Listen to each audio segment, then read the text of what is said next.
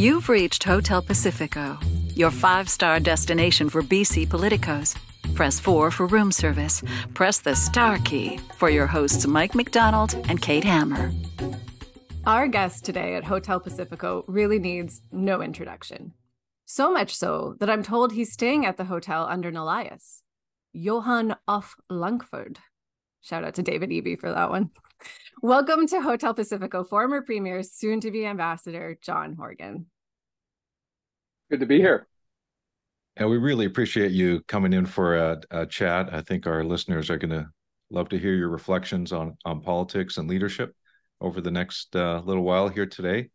But let me start off by asking Germany. Wow, G7. How are you getting ready for that? Well, it's a good question. I was approached by the Prime Minister what seems like an eternity ago now with the proposal that I do this. And my son, my oldest son, who lives in the UK currently, studied in Germany, in Freiburg. He's fluent in German. He was an intern in the Bundestag for 6 months. And so I suggested that if he wanted a Horgan to be in Berlin, a better one would be my son, Nate. But he seemed to think that despite my complete lack of any language skills at all, that I would be a better pick. So I'm excited about it. And it is, of course, an extraordinary time in world events. I said to Von Palmer, the venerable dean of the press gallery, that I wrote the Foreign Service exam in 1984, and I didn't hear back until the Prime Minister called me earlier this year. So he remarked that in Ottawa, they don't throw away anything. So it must have fallen behind a filing cabinet or something. Well, but I'm excited about it. I'm excited about it. Stack for 40 years. Yeah, that's right. To the top. Let's try this one. Maybe you could be a communications officer or something. Well, there are career diplomats who go their entire career through the Foreign Service, but you're obviously went a different path. There are examples, though. Gordon Campbell, Gary Dewar, Bob Ray. What do you think you're bringing to the job based on your experience? Well, the current government in Germany is a social democrat. And so the signal that the Prime Minister and the government is sending is that we're sending a social democrat to be our representative in Berlin. And of course, it's not just Germany, although I'm not responsible for the EU or NATO or G7 or G20. The focus in Germany will be significant. Stéphane Dion is down the road in Paris. Ralph Goodale is across the channel in the UK. So there's a fairly formidable group of ex-politicians buttressed by the extraordinary people at Global Affairs Canada. And one of the things I go back to as a student of history, looking at the view of Canada around the world, it ebbs and flows. And if you're an opposition politician, you condemn the government of the day, whether you're liberal or conservative, for their ineptitude on international issues. But I would argue that people look at Canada as that great arbiter of moderation. And that's what I certainly plan to take. In my time in public life, I've been able to work with anybody. And I think that's those are the sorts of things that the Prime Minister saw in me and asked me to bring forward to this position. And I do have a tremendous respect for the professional public service, having formerly been within the ranks of the public service. So my time as Premier, and we'll get into that, I think was one of the highlights of my time was my respect for those professionals who toil away for whoever is in the West Annex. And I plan to take that view of the good people at Global Affairs and the staff at the embassy and just try to be the front person for an extraordinary group of professionals, men and women from across the country who have worked their lifetime, as you say, Mike, to get to positions to represent this great country overseas. Well, I think another thing that might have caught the PMO's attention, maybe in looking in your resume and your time as Premier, would be the time you spent on the energy file and the sort of critical element of energy and the relationship and clean energy between the relationship between Canada and Germany. Do you have lessons from your time as Premier of BC that you think you'll be bringing in particular to that role? Well, I certainly have a good grasp of the basics of energy politics and policy in the Canadian context, with a Western Canadian context. And I also understand with the invasion of Ukraine by Russia and the instability that has caused, we've got challenges in the Middle East. So energy policy and politics are going to be significant issues, not just for Europeans, but for all global citizens. And Canada has a significant role to play if we're in a position to work within the confines of our climate policies, and also find ways, if we can't do it multilaterally, to have bilateral relationships where we can take advantage of our competitive advantage on energy, like liquefied natural gas, hydrogen, any number of other breakthroughs, battery technologies. So we're in a good place as Canadians to help out our European brothers and sisters, and I'm looking forward to that. Great. Well, picking up on that in terms of your agenda in Germany, in British Columbia, we've often looked to the US, we've looked to Asia for our immediate economic opportunities. But are you thinking there's potential there to build out British Columbia's interests? Obviously, you represent Canada, but I'm a homer. I'm thinking about BC interests here on the West Coast. But I assume you'll have some form of open door or some kind of welcome mat out to Canadian entrepreneurs and businesses that are looking to do business in Europe. Yeah, well, that's one of the exciting parts for me is Canada's role in international trade is, I think we swing under our weight class, and we need to change that. And I'm very excited about taking the experience that I've gained over many years in public life and in the private sector to try and assist in unlocking economic potential, not just in Western Canada, which I'm a homer too, Mike, but I also, born and raised in Victoria, I did my undergraduate degree in Ontario with a view of getting a pan-Canadian view. I've crisscrossed the country traveling for recreation. When I was heading up the Council of the Federation, Doug Ford was one of my best buddies. Now, most people would be horrified by that, but for me, it's about taking an opportunity when it's given to you. In the case of the Council of the Federation, there's 13 people sitting around a table with an enormous opportunity to do positive things, whether they're left or right or indifferent to direction at all. And so I plan to take this opportunity, which the government has given me, to elevate not just opportunity in British Columbia, but all across the country. And I did write the Foreign Service exam in the 80s, but I had no expectation that this would be something that I would end up spending at the end of my working life, is working in Europe on economic and environmental issues. I'll go. Yeah, I'm glad you brought up Doug Ford. And I have to say, no matter what you think of his politics, certainly Doug Ford is probably one of the most friendly, affable guys you'll run into. You're bringing up something for me because I'm from Ontario originally and came out here a few years ago. And one of, I think, would have been the budget of early 2020 was my first BC budget. And I was having this kind of culture shock moment, right? There's coming from Ontario and trying to explain to my friends in Ontario, BC politics, I'm left kind of explaining okay, the BC Liberals, they're not Liberals. They're really more like Conservatives. The NDP can be very centrist on fiscal policy. And it was interesting to me because I'm coming from Ontario where Doug Ford is pretty consistently running deficit budgets. And out here where an NDP government will project them sometimes, but tends not to run them. At the same time of having this kind of centrist fiscal policy, a lot of really progressive moves on social policy, a lot of kind of, bringing in really forward on childcare, on harm reduction, right, on housing now. I'm curious, how did BC emerge as a sort of centralist fiscally, but then maybe more innovative in other areas?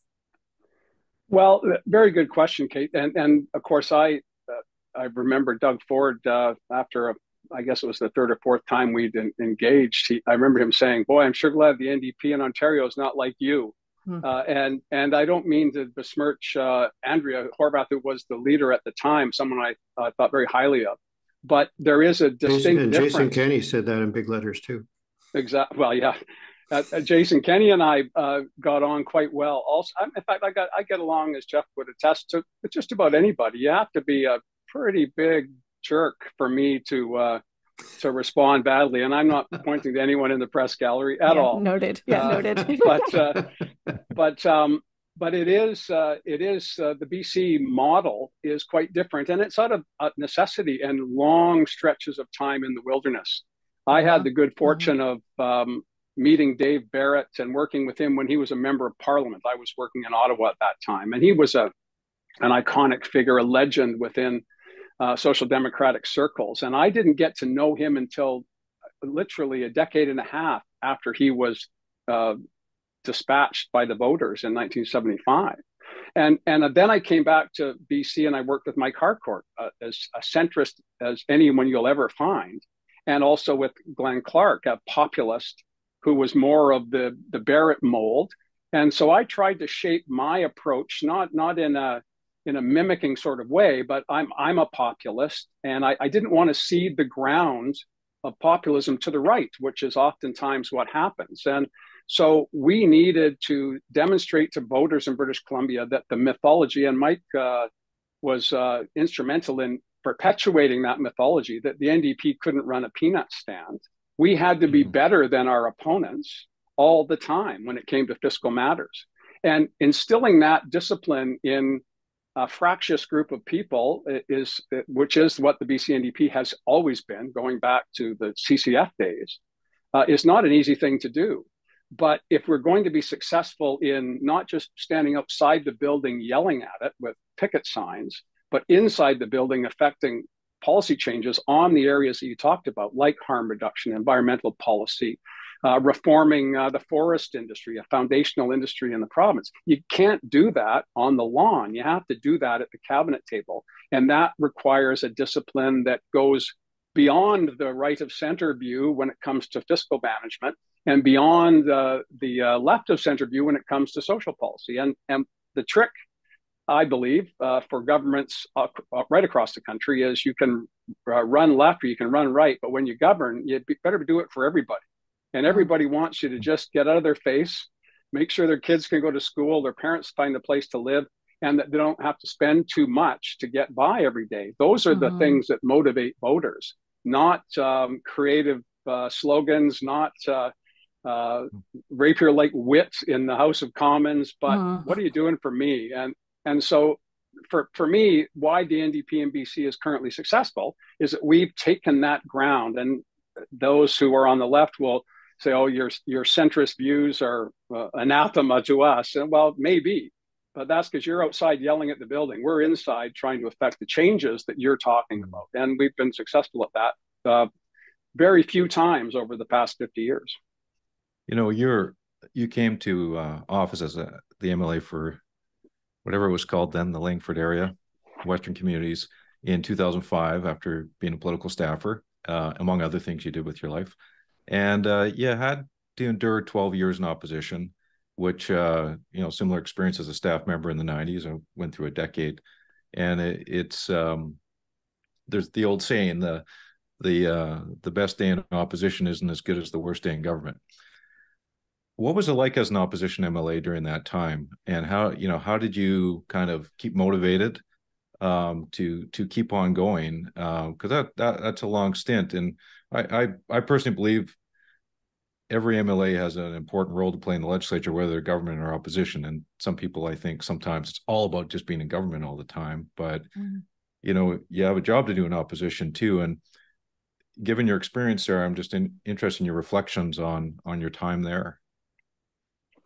Well, first of all, Mike, I think the reason you and I get on so well is that you do have a respect for every point of view, and that the importance of, in an adversarial system, having an effective opposition, not just a boisterous one and a loud one or one that can grab headlines, but one that can actually have an impact on policy. You're a policy guy, and that's how you come at this.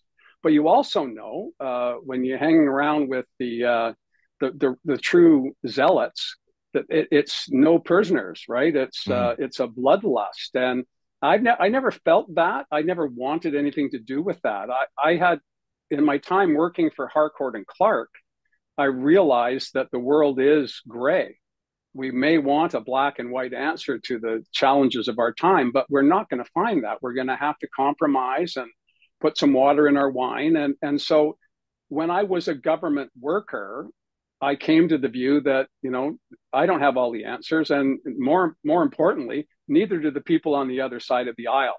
And so when I became an opposition member, I'm a bit boisterous and I can turn a phrase. And so I became a bit of a pit bull. That's the term.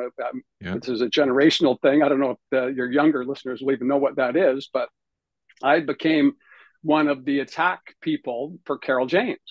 Carol was a moderate like me, but she was a woman leader in a very, very difficult situation. And she couldn't, and she and I talked about this just this week. We were taping for some other purpose. And she was either too shrill or too quiet. And there was never and as a woman leader, it's tough on a good day. But she did not get a fair shake right from the get-go. But then nothing made me happier than to hear the roar when she was sworn in as the Minister of Finance and Deputy Premier at the swearing-in ceremony in Victoria, her hometown. And of course, her 3 years as a cabinet minister, despite a Parkinson's diagnosis and a couple of cancers before that, was superlative. And so nothing made me happier than her kind of proving out that good people can do good things despite a whole bunch of bad people dumping on them every day. And I did not feel comfortable, Mike, in that dumping on people every day role. It was really a challenge for me. People have said, well, how did you go from being this so-called angry man that had anger management problems to being an affable fellow? Well, the truth of the matter is I was always an affable fellow, and the act was the angry man.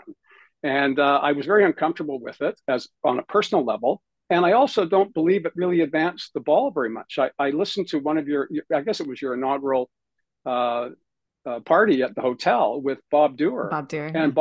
And Bob said, he became called the Horgan Whisperer, right? Because, how did you straighten him out? And Bob would tell you, I don't recall if he did then. He said, well, it was not much straightening out to do. He was just a normal guy that had some passions, and the key was to make sure the passions were appropriately directed.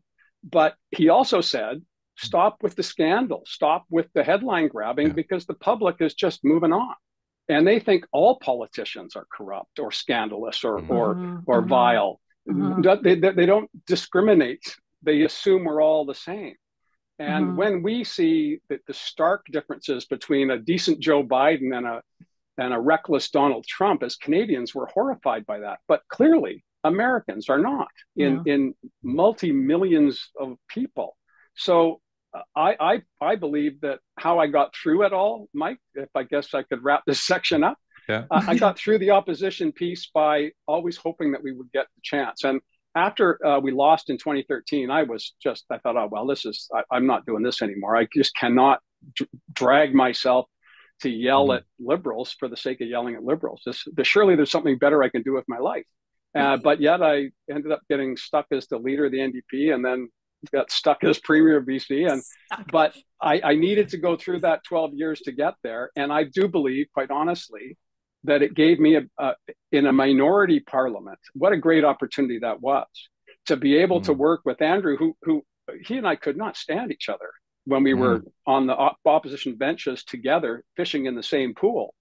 But when we were able to put all of that aside, we had so much in common. It was stupid. I mean, we grew up in Victoria, sports people, he in Oak Bay, me at Reynolds. For those who know the high schools in the Capital Regional District, great rivalries, but we got on like a house on fire. And I also had very good relationships with a bunch of liberals over the years, George Abbott, Blair Leckstrom, Carol Taylor, which Carol James used to always get very angry at me for that. But I always found that reasonable people, I could be reasonable with them and good things could come from it. And I wouldn't have been able to experience that had I not spent that interminable 12 years as an opposition member.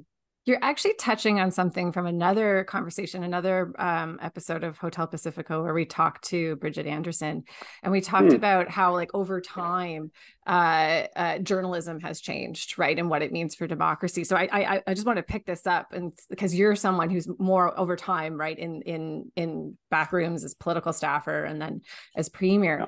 Can you describe the shift that you've seen over your time in politics? Well, it's certainly the news cycle. Like I think I'm going to conflate both of those issues together because the changes in media have also been happening as there've been changes in politics. When I started, I was opening mail on Parliament Hill. I didn't have any real particular skills. I had a master's degree and no job. And the first job I got was working for a member of Parliament who really, I don't think, wanted to hire me. Quite frankly, he said, "You're not going to enjoy this," and so that started me on this road. But at that time, I was friends with Bruce Hutchison. Again, this is something that most of your listeners will not know. But yes, but absolutely. I grew up with his grandkids, and we used to party. We're just out of our heads as young teenagers. And he was meeting with the lieutenant governor on the other side of the house, this massive, huge house that they lived in. But he was an icon in the media business, and wrote a glowing letter of recommendation for me to get into the 1-year program of journalism at Carleton. And they rejected me, thank goodness, because I would have ended up being a journalist. But I had a passion. I had a passion for media because of my relationship with Bruce and watching how he had spent a lifetime chronicling the events of our time, and that really appealed to me. And so instead of chronicling it, I became an actor in that. But the media cycle in the 1980s, when Brian Mulroney was the prime minister, was 24 hours or so. Now it's 24 seconds. And there are fewer and fewer people chronicling those events. When I came back to Victoria, and Premier Harcourt had to contend with, I think, 6 separate individuals from the Vancouver Sun. Justine Hunter, Keith Baldry, Jim Beattie, Vaughn Palmer, Craig McGuinness, and I think there might have even been someone else. I'm missing someone, but that was just from one newspaper.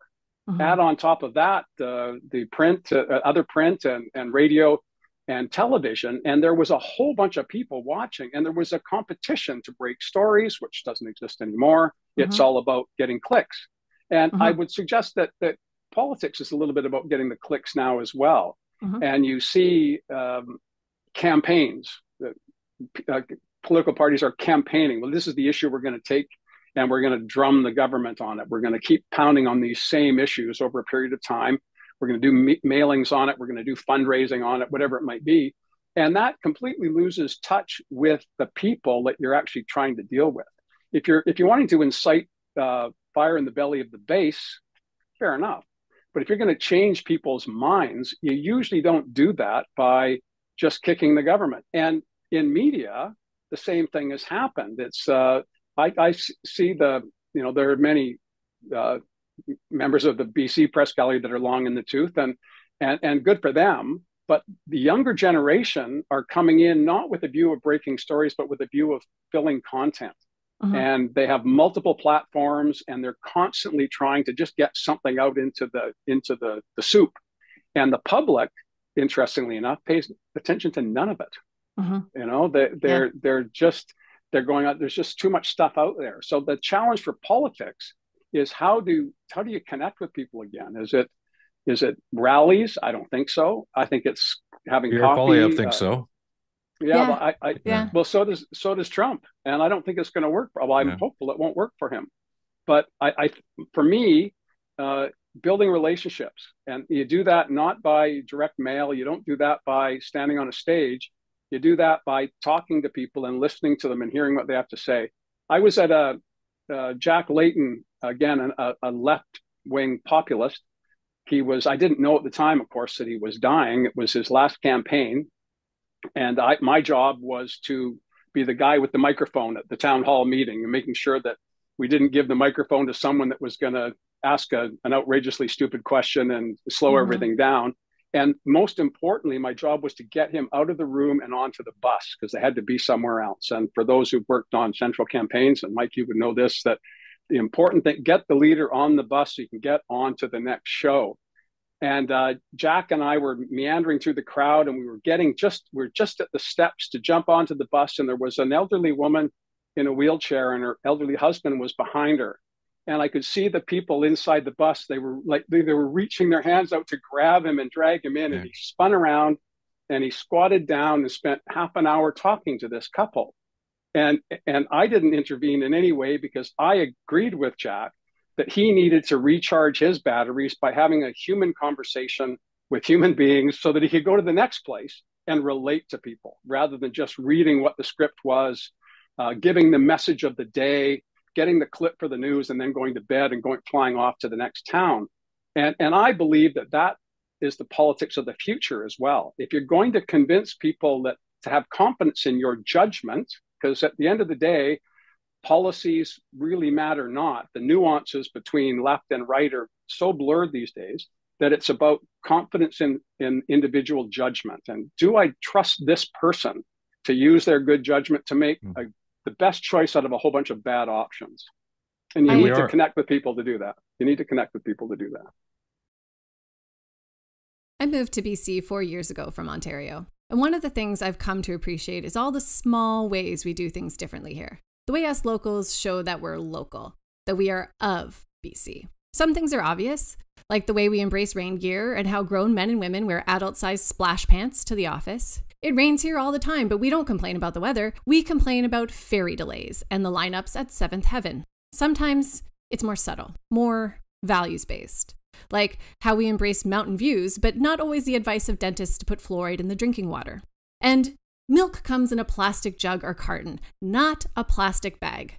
That's to Ontario, like the Maple Leafs and Drake. From the very beginning, Hotel Pacifico's presenting sponsor, TELUS, has been of and for BC. 20 years ago, their first office in the Brian Canfield Centre in Burnaby was affectionately known as the Boot, an obvious reference to a Blundstone, and TELUS has stayed true to their BC roots and commitment to community ever since. It shows up in things like the $18.5 billion investments in network infrastructure, operations, and spectrum TELUS has committed across BC over just the next 3 years. After years of supporting reforestation efforts, TELUS just planted their 1 millionth tree. That's a total equivalent of 20,000 acres of forest, or an area 20 times the size of Vancouver's Stanley Park. When British Columbians partner with TELUS, that is an investment that comes back to our communities through jobs, infrastructure, community giving, and government revenue. When TELUS wins, BC wins, because we're all in this together. Even Drake. Maybe we should send him some splash pants. Briefly on the Hutchison thing, because I want to come back to it briefly. He'd be unknown to most people today, but he was the Dean of BC Historians, and you had this personal relationship with him. Yeah. He was kind of Mr. BC. Do you think that alongside your very close connection with individuals, he gave you kind of a scope, a vision of BC that helped you organize your political stories into a larger narrative?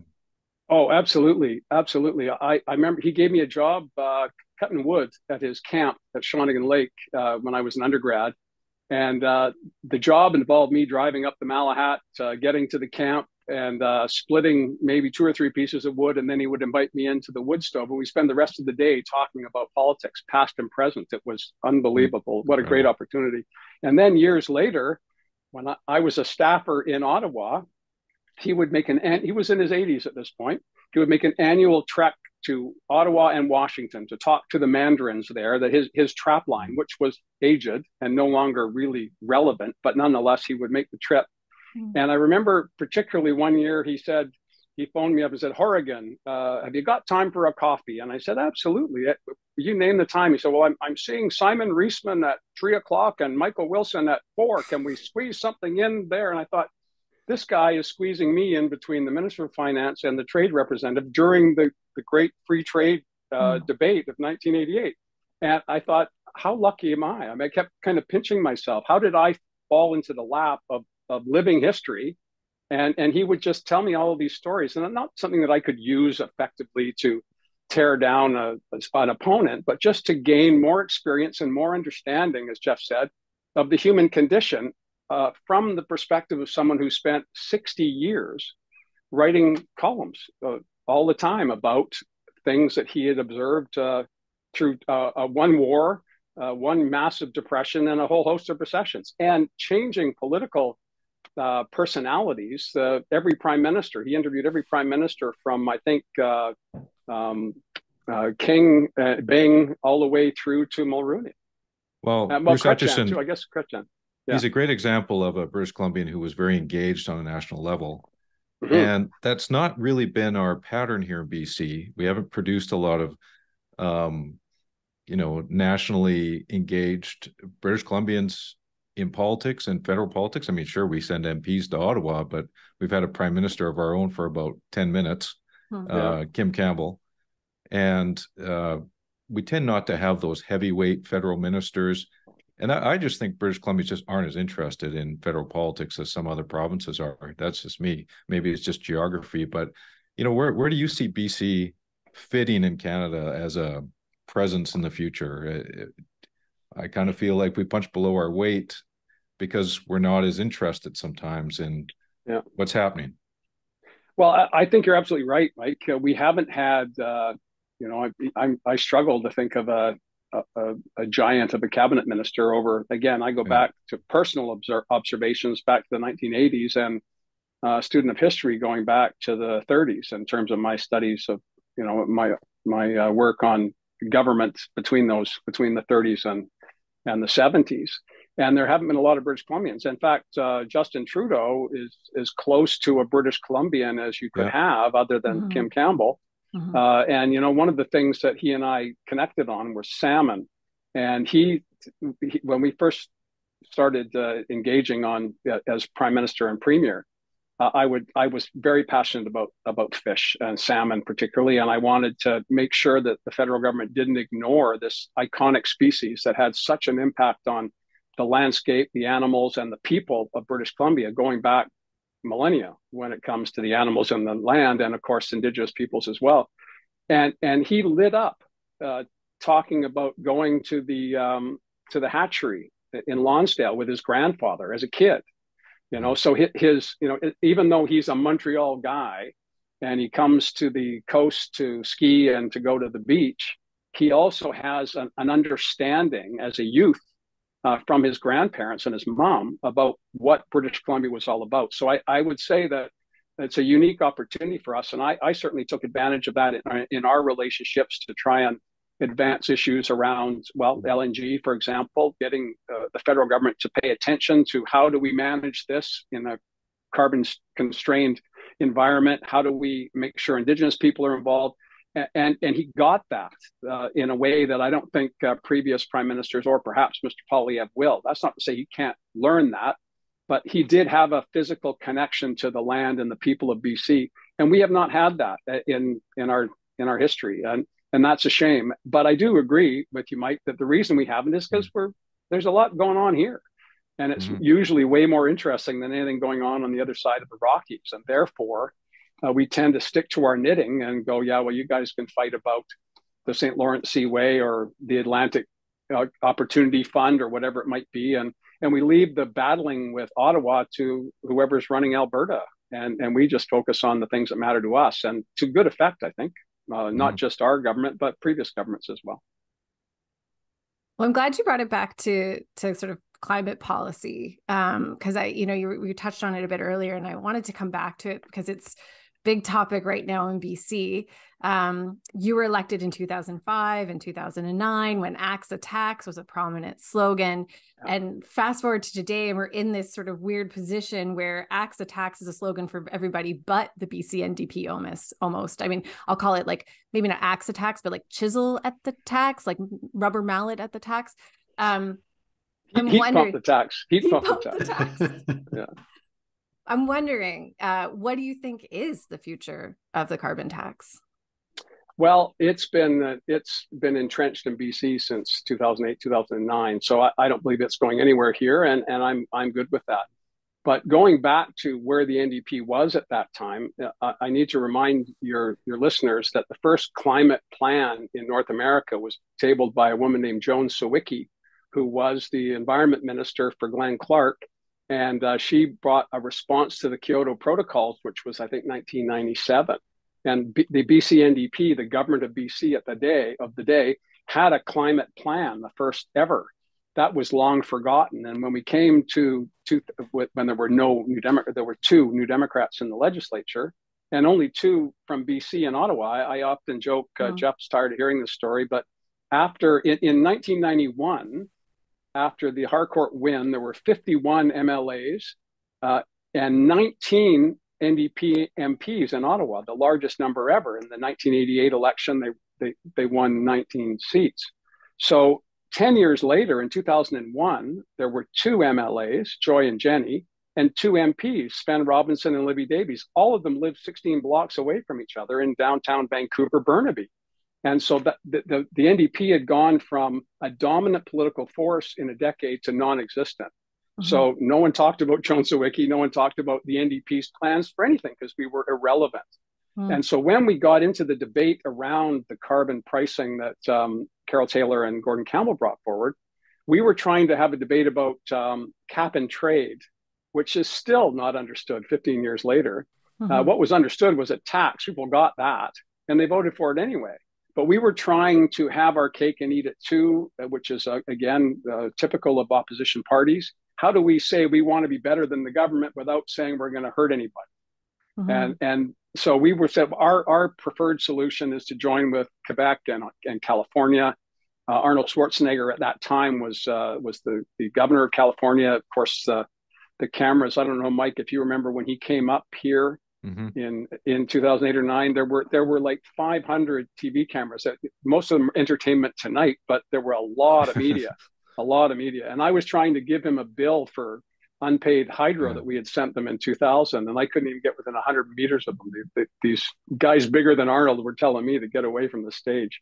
But so it was a difficult time to start having a genuine conversation. And I give full credit to, I always say that only Nixon could go to China. This, again, another cultural reference that maybe the kids won't get. But only Gordon Campbell could have brought in a carbon tax, and with the able help of Carol Taylor, of course. And so it's entrenched in BC. I don't believe it's going anywhere.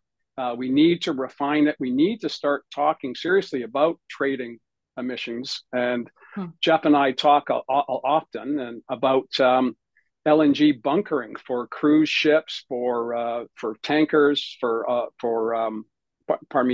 freighters, bringing goods back and forth.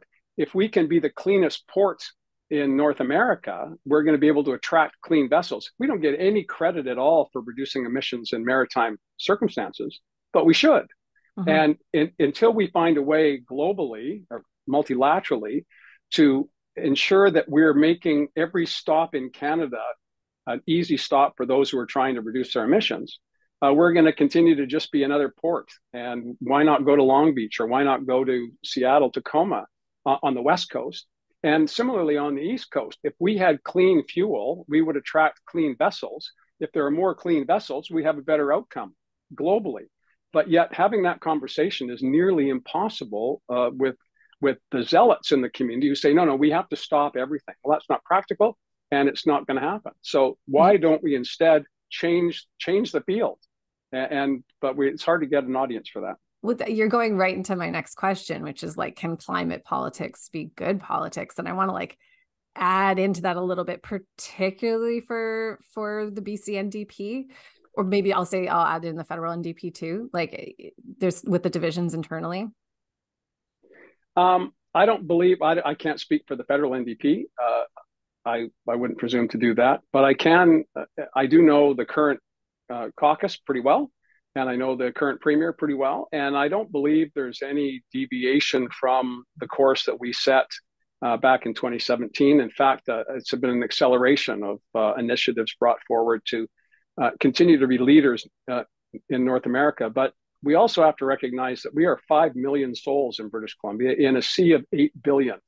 And despite our best efforts, we can't change that math. If we're going to have an impact on global emissions, we have to do extraordinary things, not just chip around the edges on things like carbon pricing, which is important. But we need to do a whole bunch of other stuff, like massively invest in hydrogen development, massively invest in battery technologies, and a whole host of other things. And something which, again, no one talked. When was the last time anyone talked about getting rid of bunker fuel on maritime vessels? You don't hear a lot of talk about that. It's another one on our list of protests on the legislature lawn that we haven't seen yet. Industrial land, bunker fuel. We'll put that one on the list. But that's a solution, though, Mike. Is that waiting for a champion, and BC is very well placed to lead in that regard, but it doesn't fit. we would Well, have to emit to get there, and therefore we can't do it. I want to pick up on the natural gas piece just as an illustration of what I perceive of the challenges of keeping a electoral coalition together. With the NDP, within the NDP, from what I see in polling data, there's different views about LNG, for example, as there are different views on other issues. And you've got different wings of the party.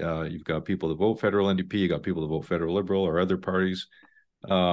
Just a continuum of, ideological predispositions that make up any party that's got over 40% of the vote. Same thing with in the glory days, the BC Liberals had the same issue. So as a leader, of a party, how do you approach keeping it all together and trying to grow it and stretch it to get that extra point that you need? Obviously 2017 couldn't have been closer. What was your MO on all that? Well, I tried once I became leader of the party to try and bring together the disparate factions within the NDP. I was thinking before the program, when I was working on Parliament Hill, there was the Green Caucus, there was the Brown Caucus, there was the Christian Caucus. There were, Bill Blakey, Jim Manley, Dan Heap, Father Bob Ogle. There was Catholics, Anglicans, United Church ministers who were elected representatives, and in BC, John Kishore, a United Church minister. That was a faction of the CCF NDP coalition going back to the 1930s, the social gospel. And so I lament when I think of right-wing fundamentalism in the United States, where the teachings of Christ, throwing the money changers out of the temple and doing unto others is just not even part of their equation. But yet the religious right is a dominant political force. So what is the NDP if it was kind of the United Church in prayer, or academics, or forest workers, or Greenpeace members? How do you bring all of those people together?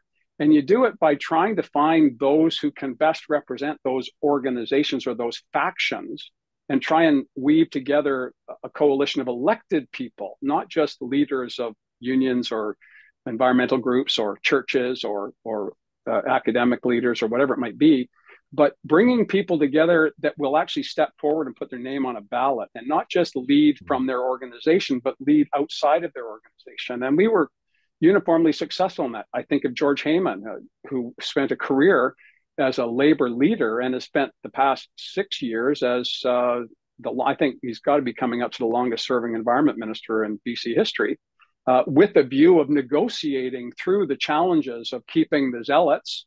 And I hope I keep saying zealot. I don't mean that to be pejorative. Those who are just so motivated by that single issue that they don't see anything else. So those people, and again, I'm not judging them. I'm just saying that they exist in the marketplace of ideas.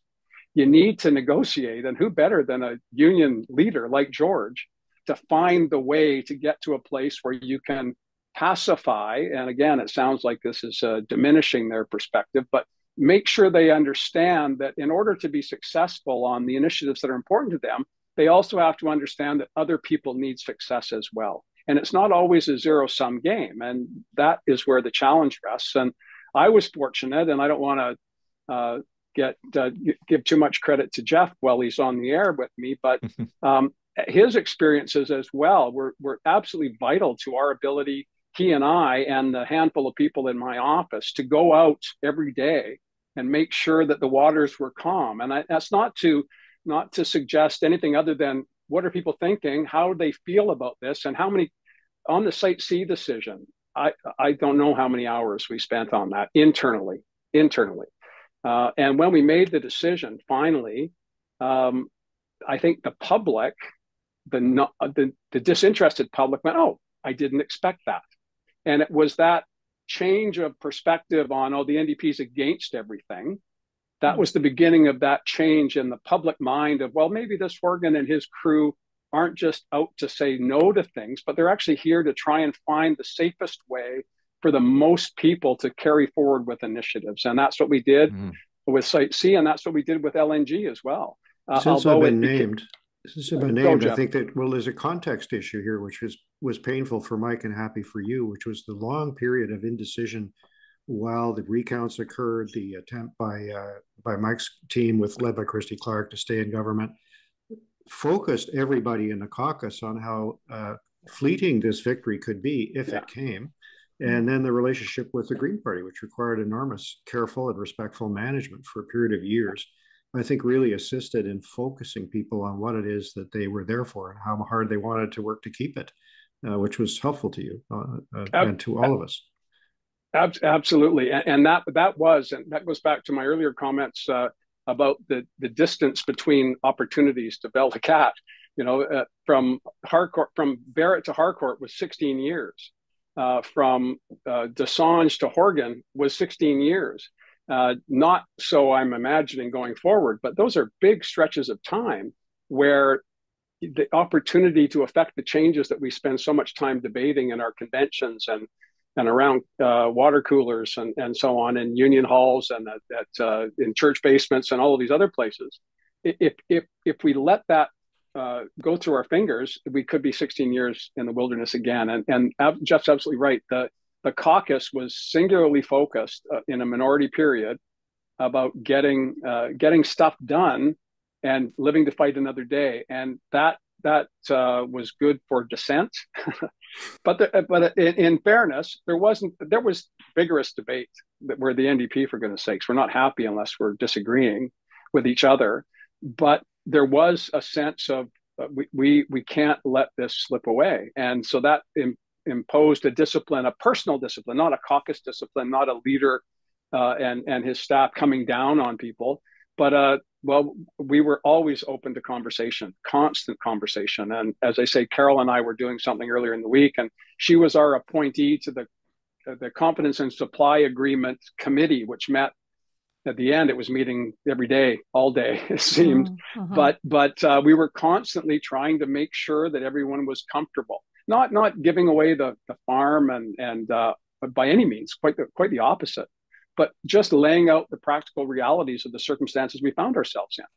And, we can either continue to plow away on developing and ensuring that our childcare initiatives are there for not just this term, but for the rest of time, making sure that when we're doing harm reduction strategies, we can't just be steadfastly holding to the particular advocacy group of the day. Instead, we have to implement the policies. And if they're not working, and full marks to Premier Eby for saying, we gotta dial this back, and because clearly the intended outcome is to protect people's lives, and if it's not working, then you have to amend. And that, I think, is something that the NDP has not historically been very good at, and that is reeling it back and saying, well, maybe we need to take another look at this. Sober second thought is someone else's praise, but someone else gets credit for it. But that's the key to success, no matter what you're doing, whether you're in business, in personal life, or in politics.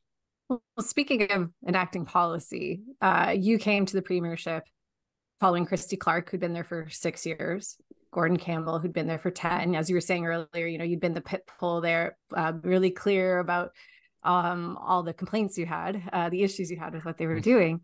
And then you're in the premier's chair. And I'm wondering, once you got to that seat, were there any decisions that maybe Christy or Gordon made that you came to appreciate? I had the good fortune of working for Harcourt, for Clark. I was the chief of staff to Dan Miller for a brief period when he was filling the chair before Ujjal Desange became premier. And so I already understood the magnitude of the job before I got there. And so observing those two, Christy and Gordon, what I will say about Gordon, what I appreciated was his about face on Indigenous rights and title. He brought forward what could only be described as a racist referendum on minority rights, and it failed spectacularly. It was a public relations disaster, and he and his team did an about face and said, well, clearly that's not going to work. The courts are been crystal clear on this. Rights and title exist. Now the challenge is, how do we continue to expand our economy to include Indigenous people? And so that initial change of position by Gordon Campbell allowed me and our team to bring forward the UN Declaration on the Rights of Indigenous People, and to get a unanimous, despite, Andrew Wilkinson had to twist a ton of arms within the Liberal caucus, not the real Liberals, all two or three of them, but the conservative crew were just, no, we can't possibly do that. We'll be roasted back home. But full marks to Wilkinson, he brought them along, and we had a unanimous vote on that, and was really important. And that was started again by Gordon Campbell. I already gave him props for the carbon pricing. I would have, again, there's a whole bunch of other things I can be critical of him on. There's no point in doing that.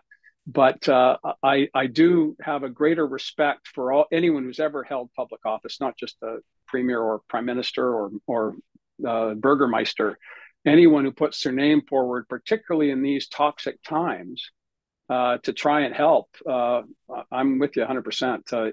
It's not easy work. I believe it's honorable work. I in my bones, I was raised that way, that you try and help people. That's what you should. If you help someone in a day, that's a good day. And so I started studying psychology to be a social worker. And then I met Tommy Douglas and found that that seems to be a better way to get in touch with way more people and affect them in a much better way than one by one dealing with various personal neuroses or anxieties. And so I shifted from how politics can be a tool to make people's lives better. And so anyone, left or right, green or brown, agnostic, who says, I'd like to try and help, if they're genuine, and I think you have to be genuine to be successful, then I'll support you. And I remember, what's his name? Aaron O'Toole. I wouldn't have voted for him if you paid me $1 million, but I met him a couple of times and I was very impressed with him. And when he was unsuccessful and was being thrown off the boat, I phoned him up and said, you should stay. You're a normal human being. The world needs more normal human beings, and try and resist those who want immediate gratification, and try and continue to be the person who's going to try and build relationships across party lines, across the various schisms, sector by sector. Those are the people that we need in public life, regardless of their ideological perspective. People who understand that total victory is not on. Victory comes when you bring as many people as possible to the end result, and that's good politics, and it's also good policy. Well, I just connect a few dots there, Kate, because we didn't talk about Christy Clark and the time that she led the province, and I don't want this to sound like a backhanded compliment, but earlier in the conversation we talked about the development of the campaign in 2017, and that was against the backdrop of recent federal campaign where Tom Mulcair was widely accused of completely bungling things by proposing a balanced budget when Justin Trudeau was going to run a deficit. But the decision made in the NDP campaign just 18 months later was to propose a balanced budget, because that was the political terrain. And I'm speaking too much and maybe not asking a question, but I would just highlight the fact that this is an irony later, because of course, Christy Clark's government ran a balanced budget, maybe too aggressively, and a lot of money was left that was very helpful for the incoming administration to remove tolls and start childcare and do a number of things, which maybe in 2020 hindsight would have been better to spend money on in the present during Christie's time. So sorry, Premier Horgan, I put some words in your mouth there maybe you might disagree with, but I just think that's how the wheel turns. That's a big I'll just say on behalf of Christy, you're welcome. Are you feeling the warm fuzzies, Mike? Yeah. Well, I always give, I don't mean any disrespect to you or Christy, Mike, but I always give Mike the Young credit for being so stubborn that he refused to spend $1 billion on making people's lives better. Instead, he wanted to leave it for us. And I'm grateful for that, because we were able to do away with MSP premiums. We were able to do away with the tolls and still balance the budget. And of course, one of the challenges of an opposition party is that they have to go down to the decimal point on how they're going to pay for anything. And governments never do that. They just make an announcement, and it's going to be $500 million. It's going to be $6 billion. It's going to be whatever it will be. And it's dutifully reported by the media as a government initiative. But if an opposition party suggests that they're going to do something, you have to go to the decimal point. And it's impossible. And when you say, well, we're going to grow the economy, everyone rolls their eyes. But how do you generate wealth? You grow the economy. And it's not a left or right thing. The most successful capitalists on the planet are the communist Chinese. So this notion of ideology or how do we eradicate capitalism? Well, you don't. You try and work within it. In a small open economy like British Columbia or even Canada, how do we play a role in that? And that's what really has consumed me over the past number of years, quite frankly. I raised it a couple of times today. How arrogant do we have to be to think that 5 million people in British Columbia are going to affect the lives of 8 billion? Well, you do it very, very small steps, and you do it locally. And act locally, and you'll make a difference globally. But let's not be too ridiculous about this. We have to find a way to be relevant, not just in our own lives, but in the lives of our neighbors and in the lives, oftentimes, of our competitors and our adversaries. And those are conversations that don't lend themselves to political speeches. They don't lend themselves to other than maybe random editorials. But who reads editorials? I don't know if anyone reads editorials anymore. With the time we have left, one question I wanted to ask you was just a reflection on leadership. Leadership is lonely. And you may recall you and I bumped into each other on a street corner in downtown Vancouver on a overcast Saturday afternoon. You were in your business suit, and I hailed you at the crosswalk, and it struck me that you looked like someone who had the weight of the world on his shoulders at the time. It was about a year before the provincial election in 2017. You were a leader of the opposition, and you're probably going to some godforsaken fundraising event on a Saturday afternoon when you just want to be having a beer in Langford, probably. And at that time, probably not a lot of people expected you were going to succeed. Maybe you believed it, but all the chattering classes, maybe not. So, very small number of people in British Columbia or Canada have ever been a leader of a party. And you go through those moments where it doesn't look like it's maybe successful or not, right? The bandwagon hasn't rolled yet. Like, what kept you strong going through that period? And what advice do you have to leaders or people who aspire to be leaders in terms of the mental toughness and the grit and the fortitude that they need? Well, first of all, Mike, I do remember that very well, because you had to cross the road to come and talk to me, and you asked me how I was doing, and you were genuine, and I'll never forget that. And when Geoff asked if I would come on the show, it was largely because of the decency you showed me that day, which is just a random encounter of two guys that had been in the same universe, but had never really spent a lot of time talking to each other. And it's that moment of decency is what leaders don't always get a handle on, particularly from an opponent, which of course at that time we were characterized as opponents. And so that stuck with me. And it, again, is part and parcel of, I believe that leaders are an amalgam of all the people they come across, the good and the bad, the awful people in your caucus who you wouldn't spend time with unless you had to, the very good people in other caucuses who you like spending time with, but you can't because you need to maintain this veneer of opposition to each other and our values and our views. And so for those who are stepping into leadership today, relationships are so critically important, and you can't dispatch someone else to build those relationships. You have to do it yourself. You then have to have a team of people who are in it for all of the right reasons, and that's not an easy thing to do. You've been around long enough, and Kate, I'm sure you've in your observations from Ontario and your time here, in order for success to follow good intentions, you have to have a team. And I was blessed with not having just one former leader of the NDP in Carol James, but two in Adrian Dix. And I don't think there is a political party that I can think of that went into an election with not one, but three leaders. And Carol brought her constituency, Adrian brought his, and I brought mine. We had a downtown Vancouver guy, we had a suburban guy, and we had a Victoria school trustee who Carol had been the head of the BC trustees for a decade.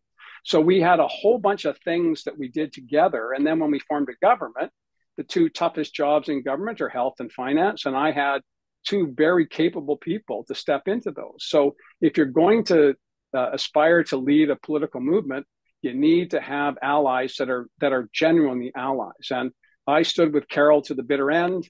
I stood with Adrian every step of the way, and both of them stayed with me. And that is, I don't know if that's circumstances, dumb luck, or just the nature of those three individuals. But I believe that was the really deciding factor is on those lonely days, Mike, and there were many, one of which was the day we bumped into each other. I knew that Adrian and Carol were going to be there, and I was able to learn from the challenges that they faced. And my challenges seemed pretty insignificant compared to theirs. And history will judge that, I'm sure. But Carol went through a horrific time. Adrian did. The guy who couldn't lose lost. And no one works harder than him. And you've seen that in his time as health minister, and the public has seen that. He's totally, totally committed to service. And he was devastated by the outcome, as anyone would be. But that didn't deter him from standing up with me and saying, let's carry on. Let's make the world a better place. So for new leaders, for people who want to take over organizations, make sure you're doing it with a lot of friends, and don't take yourself too seriously. And also know, as I have learned over the past, it's been not yet a year since I left the Premier's office, you're replaceable. And if you lose sight of that, then you'll be replaced even faster. So if you know you're just passing through, then do good deeds while you can, and then make way for more energy and more vitality. And that's what I was able to do. It's a shame that cancer got in the way. I would have loved to have stayed, but I don't miss a minute of it. I'm proud of the work that David's doing, and I look at him at 46, crisscrossing the province and the country, and I go, thank God that's not me. Let's raise a glass or take a shot. Time to raid the minibar. Thanks, Premier Horgan, for sticking around for the minibar. Happy to be here. This is the fun part. Normally, I would take a shot of Maestro tequila, which is my drink of choice. But today, I'd rather raise a glass to Amar Doman, the owner of the BC Lions. Now, I know we haven't had any sports references. I'm a sports guy. I'm surprised that throughout my discussions around leadership, the importance of teamwork is something that I've always focused on because I'm a sports guy. And Amar Doman bought the BC Lions. It was a moribund organization. Nobody went to BC Place, this beautiful stadium that the BC Liberals spent almost $1 billion in reviving, not just for Taylor Swift and Elton John, but for the Whitecaps and the Lions. And the Lions are now a big ticket. They're starting to get close to 3/4 full, and we're taping before the Western final. But I'm just wanting to say, Amar Doman, good job on bringing the BC Lions back, and I'm confident they're going to beat the Blue Bombers and go off to the Grey Cup. You want to have 2 glasses? You can do another. You can have another glass if you'd like. Well, I want to raise a glass for my replacement in Langford, Wanda Fuca, back in the Shire, Ravi Parmar, who is going to be 29 next week. And he has just finished 2 terms as the chair of the school board in the fastest growing school district on Vancouver Island, second fastest in the province. And now he's replaced me as the MLA, and I want everyone to keep an eye out for Ravi Parmar, because he's a force focused on service, one of the most humble, selfless guys you're ever going to meet. He's an outstanding individual, and I can't wait to see what he does with his time in the legislature. I'd also like to point out for those who are tracking that Hotel Pacifico is now at 1 sports reference, 2 Lord of the Rings references, and I stand by that record. No Star Trek, though. Hey, there you go. I'll raise a glass. Well, first of all, let me thank you, Premier, for coming on today. Just an amazing discussion. I really appreciate you sharing your wisdom and experience with us. And I'd like to raise a glass, actually, to the loyalists around you who stuck with you, Geoff being one of them, but many others who I've met over the years, who were there during the hard times and were there for you throughout the good times too. And it's very relatable to me that when you have a group of people, and I was, one of those people around Christy, and there's other people who attach themselves to other leaders. The ones who stick around you, boy, that's a valuable team that you have that get you through it. So I'll raise a glass to your cabal, and I'm sure they're all on a beach somewhere chilling out now that you're or maybe they're heading to Germany. I don't know. So we'll see. But so. Great collective experience for everybody, I'm sure. I'm next.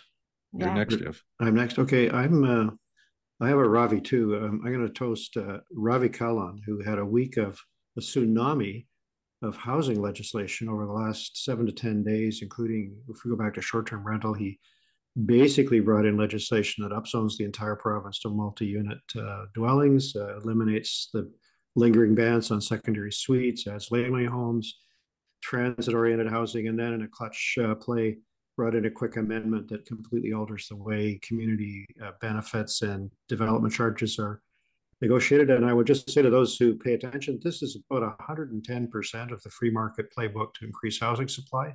Ravi carried it all across the line in a matter of a few weeks, and then just a few months since he was appointed. Actually, well, he was appointed maybe a year ago. So a tremendous amount of work. And I guess all we need to do now is sit back and wait for all those free market solutions to deliver a wave of housing. I certainly hope that's the case. But this has been a very aggressive attack on the housing problem, housing affordability from the supply side, using 110% of what I think developers and others have been calling for. There'll be some complaints from mayors, but Ravi Kalan's an active guy, and we're going to hear more from him. So toast to him. That's great.